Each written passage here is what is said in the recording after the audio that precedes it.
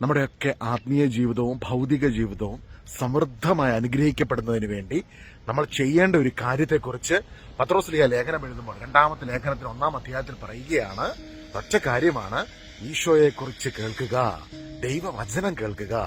ദൈവവചനം കേൾക്കുമ്പോൾ നമ്മൾ ദൈവത്തിന്റെ ശക്തി നിറയപ്പെടുന്നുവെന്നാണ് പത്രോസ്ലീഹ എഴുതിയ 2-ാം ലേഖനത്തിന് 1-ാം അധ്യായത്തിന് 2 മുതലുള്ള വാക്യങ്ങൾ നമ്മൾ കാണുന്നത്.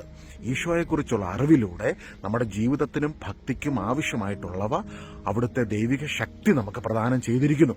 അപ്പം എത്രമാത്രം യേശുവിനെ കുറിച്ച് കേൾക്കാൻ പറ്റുമോ അത്രമാത്രം കേൾക്കുക.